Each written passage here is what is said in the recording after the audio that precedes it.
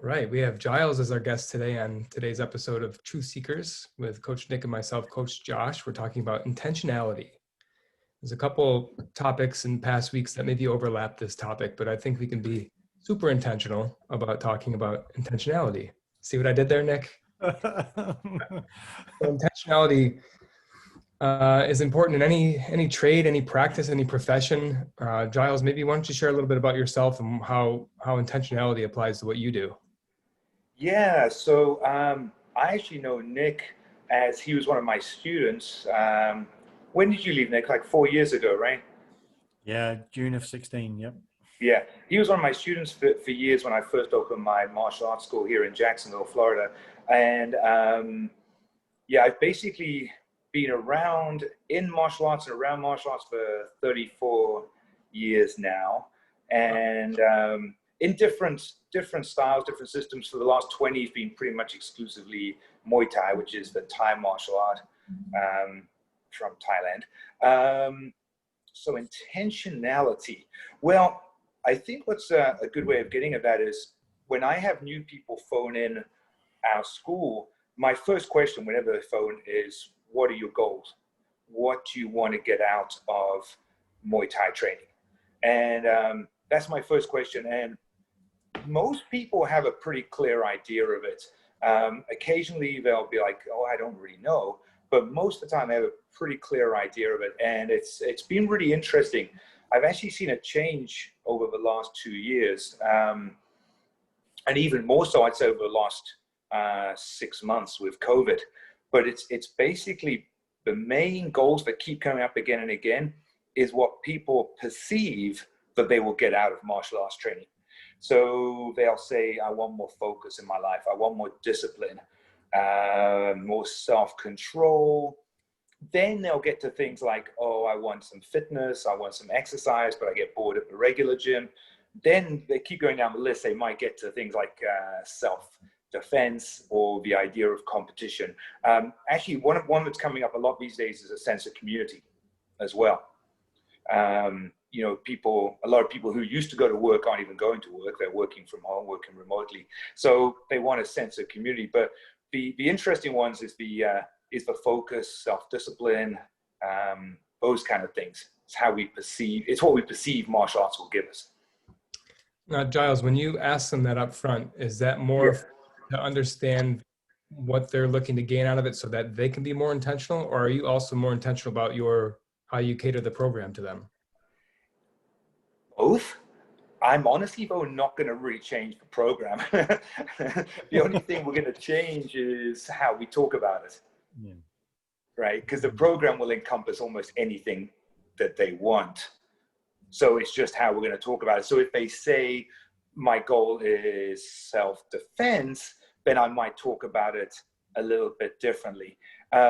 What we teach on a daily basis isn't self-defense specific, but what it will do is it will develop a lot of the attributes, the confidence, the fitness, the awareness, the attributes that will stop you ever getting into a self-defense scenario. So we obviously have some physical skills that come into it, but it's more that it develops the attributes that stop you getting into it. But if they were to say, oh, you know, my focus is competition, then I might change what I say to them or show them when they first come in. I'll show them our national titles. I'll talk to them about our trips to world championships, things like that. So it's more that it just changes the way I talk about it with them. It's not really that I change the program per se, you know. Isn't that fascinating?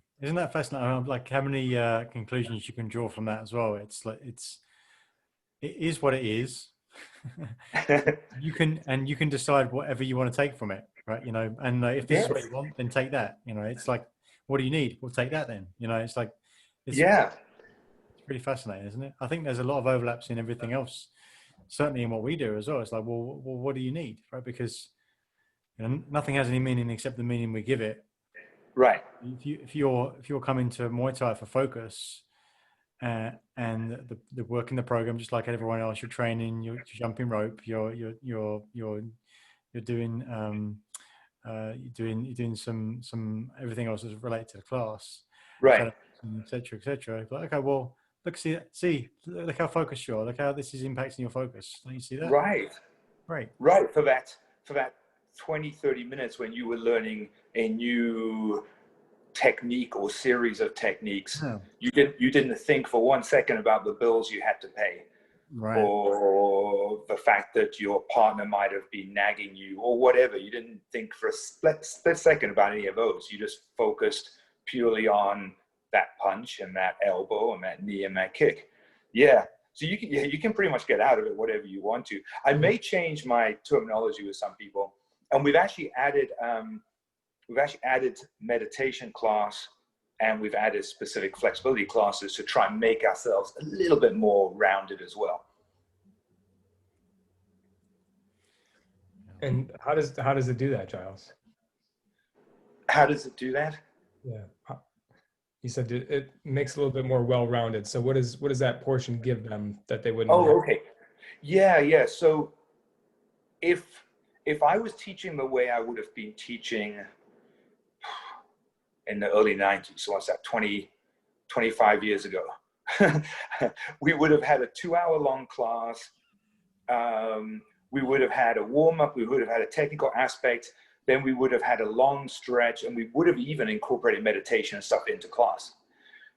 People's attention and ability to focus for long periods, and also maybe people's time constraints, seems to be different now. And so we've actually shortened all our classes to an hour, and we try and keep them a little bit more actively involved in the specific class. So then we have the martial arts specific classes, and then we now have a meditation specific class and a flexibility specific class. Rather than back when I first started out with teaching, it would have been a 2-hour class that incorporated everything. Yeah. What's interesting is we give people those hour-long classes. A lot of people are now staying for the 2 hours worth. They're staying for like an hour of martial arts practice and an hour of flexibility practice. But if I was to put on our schedule 2-hour class, it would scare a lot of people off. It's a funny one. It's a bit of a mind game with that one. That's what I was going to say. You know, it's like we often talk about the duality of working in structure, but also allowing for the creativity. Yes. So you just need enough structure so people can feel comfortable with it. Right. Too much that will stop them opening up and being creative. So it's like you can come to the class, and if you want to hit the bag a bit afterwards, you can do that as well, right? And so yes, exactly. Making it 2 hours class, it just gives people that flexibility. Yeah. And the great thing is with our new location, which you saw a few weeks ago, Nick, we have a really large, we have 8,000 square feet worth of martial arts school now. It allows us to do multiple classes at the same time, or people finish one class and, like Nick said, go off and hit the bag or do their own thing off in the corner. It kind of allows a bit more flexibility as well. Yeah, it's super cool. And Giles, would you share as well? Because like I'm thinking about the intentionality around this, and it's okay. Well, these are all the things that people come to Muay Thai for, and there's what they say that they want to come for, and what they actually come for, and what they actually will come for might be 3 different things. Yes, that's very, very true. And then it's the application of like, well, they're just going to run the program when they get there because they're going to listen to the crew, right? They listen to you and listen to all the other trainers, and to go through that. And then what you've done is create this expansion of availability back to that duality again. But would you share your intention about why you started in the first place? I know that this is very refreshed for you right now in terms of your thought process. Yeah. That's great. I'd love to talk about that. So I look back now, and I did martial arts as a young kid. My parents actually put me in it because I had a pretty bad temper. I would sort of, feel like I was losing control of my emotions and getting a tidal wave of like frustration and anger would overwhelm me. And like, as a young kid, didn't know what to do with it. So, it probably ended up with me lying on the floor, hitting the pavement a few times and things like that as a little tiny kid. So my parents put me in judo, and only did it for about 2.5, 3 years. And that helped a lot. And I also used to love watching the 70s martial arts shows like Kung Fu with David Carradine, based on Bruce Lee's, was it The Silent Flute? David Carradine wandering the Old West as a Shaolin monk. So I used to love those kind of shows. And so it's very interesting us talking about what we believe martial arts would give me, because I always thought martial arts would give me that calmness. Yes, the ability to kick butt and defend the weak who needed protecting. It's funny, I never ever thought so much about protecting myself. It was always like other people, but more it was the calmness and the control over one's emotions. So I stopped martial arts through my teens. And at this point, I was living in Johannesburg, South Africa, which at that point, mid to late 80s, incredibly violent, like carjackings and shootings and killings every week, people I knew. It was crazy violent. So I got back into martial arts in my late teens because I felt like at that point I was starting to feel afraid for my safety. So I got back into it a little bit for that. And I initially thought it was to learn how to protect myself physically. I realize now, looking back, that again, it was learning how to control those feelings of fear that would overwhelm me, those feelings of adrenaline that I didn't fully understand in violent situations, right? A couple of instances where friends got stabbed in front of me and stuff like that, and not knowing how to handle it and not being able to understand the feelings that washed over my body. So I really got back into it for that. I didn't understand that at the time. At the time, I thought it was learn how to throw a kick and a punch, and then to compete. I got big into competition, traveled the world with competition. So I thought it was that, but I look back now, 30 years later, and realize, no, it wasn't. It was about emotions again. So I'd been in martial arts for a couple of years and realized that this is what I wanted to do with my life. I actually wanted to teach martial arts as a way of helping other people and changing people's lives, helping them tap into their inner potential, helping them get in touch with their own physical bodies, but then emotional well-being, all of those sort of things. So I pretty much changed track totally. I'd been studying architecture for 3 years, and I stopped that and got involved in teaching martial arts. And then I went back to university in England for physiotherapy and exercise physiology to understand the body better and better. And so my main goal for getting into martial arts was to help people. The last few years, I'd say I got taken off track a little bit. We got more and more into the competition side of things. We have a pretty successful fight team. And we ended up getting 2 guys to world championships last year in Bangkok, Thailand. And I mean, that was wonderful. But then COVID hit and the club was forced to close. For the first time in 20 years, I kind of had a bit of a break and I got back into my own training more. We've had no fights now for 7 months. So I've got back to thinking about martial arts as a way of helping people. And it's been great. We've set up a vets program for helping vets, and actually we've extended it to law enforcement. It's free. We're busy building a nonprofit that's going to help them. And we're going to be offering classes 2 times a week for free, which are going to incorporate martial arts, meditation, ways to help them with PTSD, coping with stress. We've got a whole new crowd of people in that we maybe wouldn't have attracted before. Yeah, and I'm back in my own training in different ways, so it's been great. It's just, I love, there's so much to say about that. Thank you, Giles, for being so articulate and following that. I was really in your story then. I love, first of all, what you said about the emotions of it as well, because yeah, it's a big part. And I get motivated about this because I love Muay Thai, I do as well. So this speaks to me, and so I know that I know that you only feel it more, right? So I know how intense it must be for you, but how important that part is, because it doesn't matter really what your vehicle is. Just jump on it if it's something that resonates with you. But that journey towards emotional mastery is what I call it. Is like that, you being able to feel those emotions, know that they're coming up, whatever they might be, to use them to create more for yourself, to create more around you, and deliver whatever it is you want to deliver. Because when you can be in charge of your emotions, you can really do anything. Like And, and if martial arts can do that, and it certainly can, I believe it helps me to do it for sure. And I think any sort of physical activity does.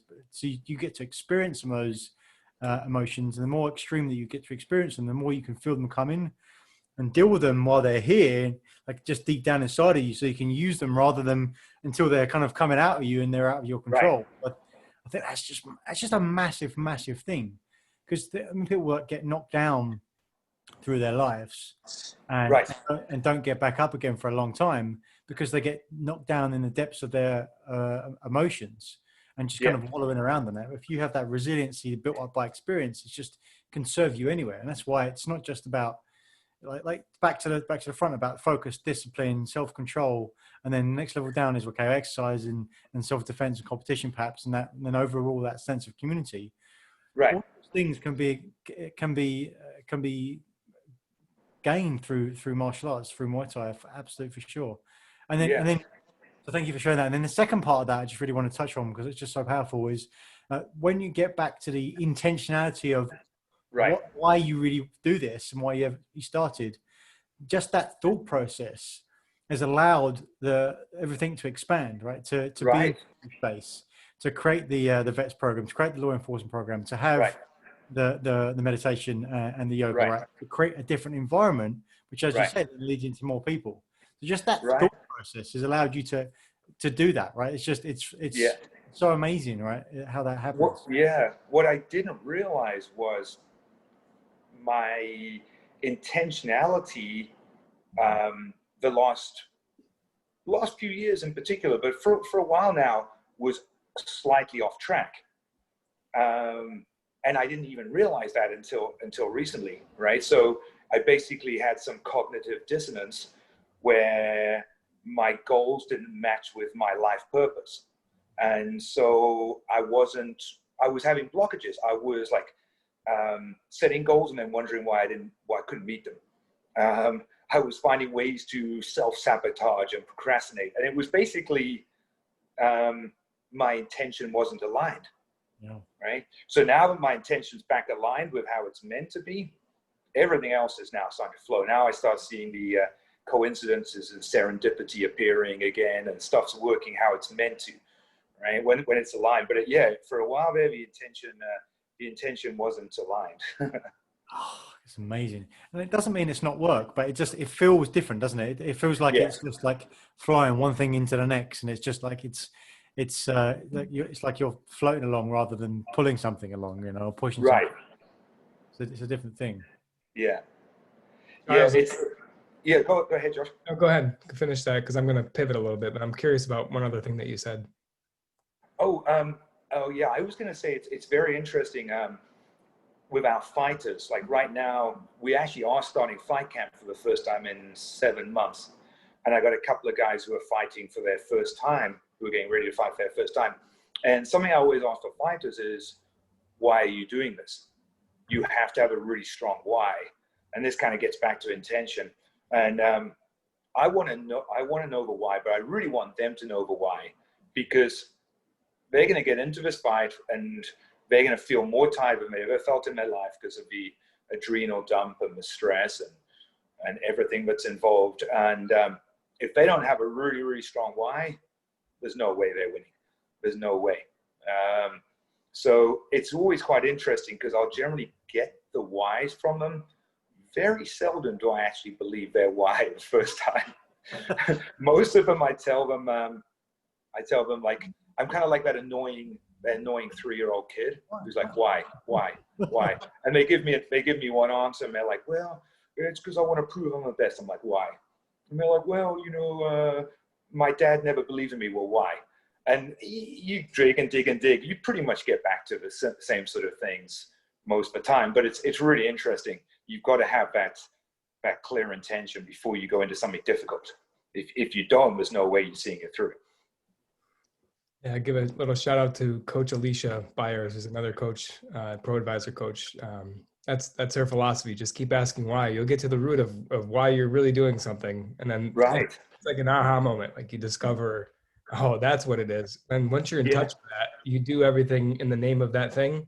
and it Yeah. allows everything to flow, kind of like what you were mentioning. You're back into that serendipitous, that coincidence mode where things are just falling into place. Right. Yeah. Right. Yeah. Yeah. It's so interesting with the fighters, because the boxing ring is it was a bit of a magnifying glass. Kind of how COVID's been a bit of a magnifying glass in some ways. If people are filled with fear normally, it's like suddenly they're filled with huge fear, right? So the ring is a similar thing. So you basically can condense years of learning into a couple of into sort of 6 weeks, into a 6-week fight camp, if we do it the correct way. Otherwise, it can just break somebody down and destroy them. But suddenly, like, you start asking them why, and they think they have it, and then they get into the first couple of hard sessions, and they realize, no, that wasn't it. So you go, why again, and then why again, and then we push them a little bit harder physically, and maybe then it gets clearer. Yeah. So I'm just curious. This is the question I was going to ask before. Did you have that answer to that why question when you were studying architecture, or what was it that ultimately was it bring back, or more of a separation? No, I definitely didn't. I pretty much finished high school, or was finishing up, and suddenly realized that high school was about to end, and I had no idea what I wanted to do. All my friends had been working on it for 3-4 years. I had just been living in the moment and not thinking ahead at all. No intentionality. Zero. Yeah. So I was like, well, I kind of like drawing, and what can I do which involves drawing and being creative? And a couple of people said, oh, architecture. So I spent 3 years doing architecture and drafting. And then at the end of year 3, they introduced AutoCAD, which meant sitting on a computer all the time. And I was like, no, this isn't what I wanted. And by that time, I was really into my martial arts anyway. If you know me, I can't handle sitting still for more than a couple of hours at the most anyway. So there's no way I would sit still 50, 60 hours a week. Yeah. Awesome. Well, thank you for sharing all that. So as we begin to wrap up here, Nick, I wrote down several notes here, but just about like intentional attention. So I wrote down that intention is just deciding to purposely apply your attention. You like that definition?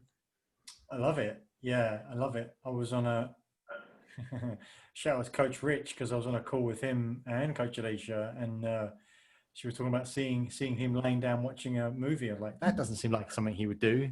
It's much too busy to do that. But the difference is the intention, right?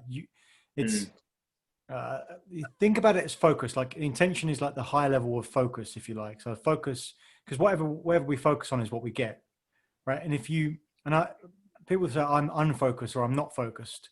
I believe that you can't really turn it off. It's just the direction it's pointing in. So it's like, okay, what's my intention? My intention is to relax. Okay, then I'm going to be intentionally relax and watch a movie. That's fine.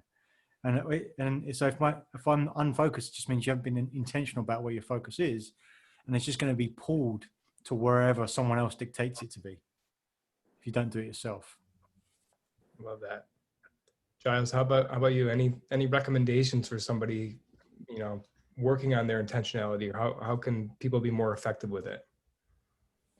I think it really, the focus has to be on yourself. Your intention can never be for somebody else to act in a certain way, or even for other physical things to appear in your life, right? So say your focus is to make money. Well, straight away, you've just taken it outside of yourself. It's like, make money? Who makes money? It's like, no. If you focus on yourself to attract money, that's different, right? So it's like with my fighters, when we put them in the ring, some of them, I'll catch them like watching videos of their opponents. I'm like, I don't want you watching your opponent. The only person you can focus on is yourself. Don't worry about him. He's a human being with 2 arms, 2 legs. He's going to do what a human being does. Just focus purely on yourself. We've lost fights in the past by some of my guys focusing too much. They know a certain person coming in is famous for a certain technique. It's like, yeah, we might train that a little bit, But you focus too much on that, you spend the entire fight waiting for them to do that technique, and then they never do it because they're a different person on the day. The only person you can control is yourself. So take all the focus within rather than without. But yeah, I like where you guys are going with that, because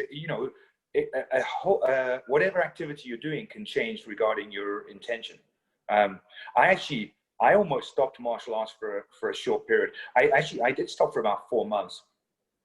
This is going back a long time. It had taken me to some very dark places. I was doing nightclub security, bouncing, and it was taking me to some violent, dark places. And for a long time after that, I was struggling with my training. But now my intention for my martial arts training has nothing to do with violence. There's no violence there. My intention is for it to be fun. My intention is for it to be a cleansing, a deep cleansing of my soul through movement, through sweating. There's no violence at all. Now, I'm throwing a punch at a bag or a pad. I could do that with violent intention, or I could do that with a fun intention, or I could do it with a therapeutic intention. Right? So, yeah, so it's the same activity, it's just the intention change. So, yeah. But I think the biggest thing is like go within. Yeah, I love that one. Nick, any final comments? Additions? That was awesome. That was awesome. Thanks, crew. So that part cycles all the way back to the start, right? It's the intention of what you're doing, and the same thing if someone coming in for focus or coming for discipline or someone coming for community, what you're training them is the same. It's just that what you're showing them you're helping them get their intention. And so, like once you get to that higher level, you can make that switch for yourself in the moment. And so, yes, it all ties together. Beautiful. Very nice. Thank you very much. Thanks for wrapping that up. Perfect. All right. Well, thank you very much, Giles. I appreciate you joining us. Oh, my pleasure. Thank you for having me. Take care.